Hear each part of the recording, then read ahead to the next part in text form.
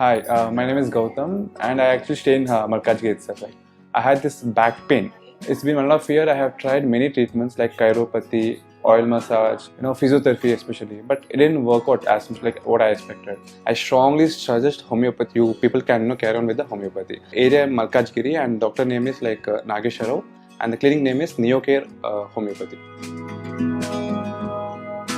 ఓం శ్రీ మహాగణాధిపతయే నమః. ఓం శ్రీ మాత్రే నమః. ఓం శ్రీ గురుభ్యో నమః. మనకి జ్యోతిష్యంలో తేదీ, సమయం, ఊరు మూడిటిని కలిపి జాతక చక్రం వేస్తే దానిని జన్మకుండలి అంటారు.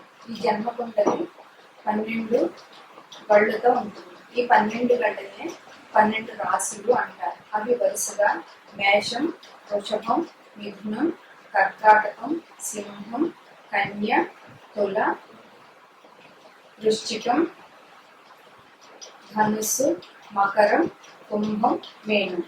ఈ 12 రాశుల్ని 9 గ్రహాలు పాలిస్తాయి.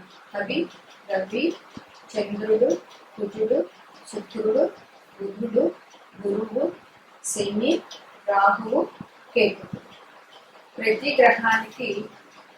గ్రహం ఒక్క రాశిలో కొంత నియమిత కాలం ఉంటుంది. రవి 1 నెల ఉంటాడు, చంద్రుడు 2.5 రోజులు ఉంటాడు, బుధుడు 1 నెల ఉంటాడు, కుజుడు 45 రోజులు ఉంటాడు, శుక్రుడు 1 నెల రోజులు ఉంటాడు, గురువు 1 సంవత్సరం ఉంటాడు, శని 2.5 సంవత్సరాలు ఉంటాడు, రాహుకేతువులు 18 నెలలు ఉంటారు. మే 1వ తారీఖు మధ్యాహ్నం 1 గంటకి గురువు మేషరాశి నుంచి వృషభ రాశిలోకి సంచారం ప్రారంభించాడు. గురువు జీవకారకుడు. వృషభ రాశిలో గురు సంచారం వల్ల 12 రాశుల వారికి ఎటువంటి ఫలితాలు వస్తాయి అన్నది ఈరోజు చర్చించుకుంటున్నాం. తులారాశికి గురువు అష్టమంలో సంచారం. అష్టమం అంటే కష్టకాలం అనే చెప్పవచ్చు. వీరికి చాలా ప్రతికూలమైన సంచారం. గురుడు ఈ సంవత్సరం అంతా వీరికి లోహమూర్తిగా సంచారం చేస్తున్నారు. అందువల్ల లోహమూర్తి అంటే కూడా మనకి అభివృద్ధి తక్కువ. అందులో అష్టమంలో సంచారం అంటే కొంచెం ప్రతికూల పరిస్థితులనే చెప్పవచ్చు. వీరికి అత్యంత ప్రతికూలమైన సమయంగా ఈ సంవత్సరం మనం చెప్పవచ్చు. మనోబలం తగ్గుతుంది, ఆత్మవిశ్వాసం కూడా తగ్గుతుంది. ఏ వ్యవహారమైనా 1-2 సార్లు చేస్తేనే కానీ పని పూర్తయ్యే పరిస్థితి ఉండదు. ఆకస్మికంగా ధన నష్టం జరుగుతుంది, ఆరోగ్య సమస్యలు పెరుగుతాయి. ప్రభుత్వ నుంచి వచ్చే జరిమానాలు ఎక్కువగా వీరికి ఉండే అవకాశం ఉంది. ప్రణాళికలు సఫలీకృతం కాకపోవడం, అనవసర భయాందోళనలు వీరికి ఈ సంవత్సరం అంతా ఉండగలవు. అయితే జన్మజాతకంలో గురువు స్థానాన్ని బట్టి కొంచెం బాగుంటే గురువు మంచి ఫలితాలు ఉండగలవు.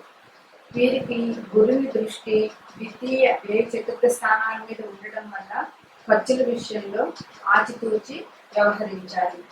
ఎన్ని ఇబ్బందులు ఎదురవుతున్నా కూడా అవసరానికి ధనం వస్తుంది, కానీ వచ్చిన ధనం వచ్చినట్లే ఖర్చు అవుతుంది. గురువులకు జపాలు, తర్పణాలు, హోమాలు నిర్వహించడం మంచిది. ఈ రాశి వారు గురుపాదికా స్తోత్రాన్ని నిత్యం పఠించాలి. గోచార గురువు వివిధ రాశులలో ప్రతికూలమైనటువంటి ఫలితాలను ప్రభావం తగ్గడానికి గురుగ్రహ పరిహారాలు ఏం చేయాలంటే, గురుగ్రహ జపం 16,000 చేయాలి. హైగ్రీవ మంత్రం చదవడం, దత్తాత్రేయ వజ్ర కవచం, మేధా దక్షిణామూర్తి స్తోత్ర పారాయణం, హైగ్రీవ స్తోత్రం, రాఘవేంద్ర స్వామి స్తోత్రం చేయాలి. ప్రతి నెల ఒక్కసారి దక్షిణామూర్తికి అభిషేకం చేయించాలి. గణపతి హోమం, దక్షిణామూర్తి హోమం పసుపు కొమ్ములతో, గురుగ్రహ మంత్రం రుద్రహోమం, సంతానం కోసం సంతాన పాశుపత హోమం, లక్ష్మీ హైగ్రీవ మంత్రంతో హోమం చేయొచ్చు. దానం గురువారం రోజు శనగలు కానీ తీపి పదార్థాలు కానీ మెంతులు, బెల్లం, పసుపు, అరటి పండ్లు, మామిడి పండ్లు, పసుపు వస్త్రాలు, గోవు, పసుపు కొమ్ములు మొదలైనవి దానం చేయడం వల్ల వీరికి ప్రతికూల పరిస్థితులు కొంచెం వరకు తగ్గుతాయి.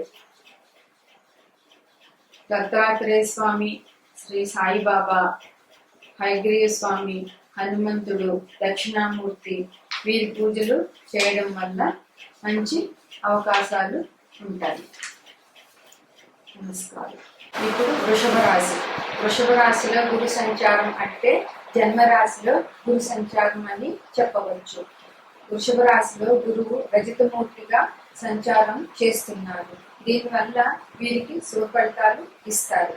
కానీ వీరికి కొద్దిగా అనారోగ్య సమస్యలు ఉండొచ్చు. ఆత్మవిశ్వాసం పెరుగుతుంది, మనోబలం పెరుగుతుంది. శరీరంలో నరాలకు సంబంధించిన అనారోగ్యాలు, షుగరు లాంటి అనారోగ్యాలు కలిగే అవకాశం ఎక్కువగా ఉంది. గురువు మే 5 నుండి జూన్ 3 వరకు, మళ్ళా తిరిగి అక్టోబర్ నుండి ఫిబ్రవరి వరకు వక్రించి స్థితి ఉన్నది. ఈ గురుడు వక్రించిన సమయంలో అనారోగ్యాలు, కొంచెం ప్రతికూలమైన పరిస్థితులు వీరికి జరుగుతాయి. ఆ టైంలో పేరు ప్రఖ్యాతులు తగ్గడము, నమ్మిన వారే ఇబ్బందులు కలిగజేయడము ఇలాంటి సమస్యలు వీరికి తలెత్తుతాయి. గురుని దృష్టి పంచమ స్థానం మీద ఉండడం వల్ల పిల్లలకి విషయంలో చాలా మంచి జరుగుతుంది. వీరికి పిల్లల సంతానం లేని వారికి సంతానం లభించుట, సంతానం ఉన్న వారికి వారి అభివృద్ధి జరుగుతుంది. భాగ్య దృష్టి, గురు భాగ్య దృష్టి వీరికి వృషభ రాశికి ఉండడం వల్ల తల్లిదండ్రుల నుంచి వచ్చే ఆస్తిపాస్తులు ఏమైనా ఉంటే అవి దొరుకుతాయి. గురువుల, పెద్దల ఆశీర్వాదాలు దొరుకుతాయి. దైవ కార్యాలు చేస్తారు. వీరు శనగలు దానం చేసినట్లయితే చాలా మంచిగా ఉంటుంది. వీరికి ఇల్లు, వాహనాలకి సంబంధించినటువంటి కార్యకలాపాలు జరిగే అవకాశం ఉన్నది.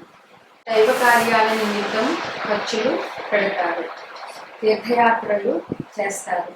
గృహానికి సంబంధించిన మరమ్మతులు, వాహనాలకు సంబంధించిన ఖర్చులు వీరికి ఈ సంవత్సరం బాగా ఉంటాయి. గృహోపకరణాలకు సంబంధించిన వస్తువులు కూడా వీరు కొంటారు. గురుడు వక్రించిన సమయంలో అంటే మే 5వ తారీఖు నుండి జూన్ 3వ తారీఖు వరకు, తిరిగి అక్టోబర్ నుండి 25వ సంవత్సరం 2025 ఫిబ్రవరి వరకు వక్రించిన సమయంలో ఇతరులచే మాటలు పడడం, ప్రమోషన్లలో వాయిదాలు, ఉద్యోగంలో స్థానచలనం లేదా ఉద్యోగంలో మార్పులు ఇవన్నీ జరిగే అవకాశం ఉంటుంది. అనాలోచిత నిర్ణయాల వల్ల వీరు ఇబ్బందులు పడతారు.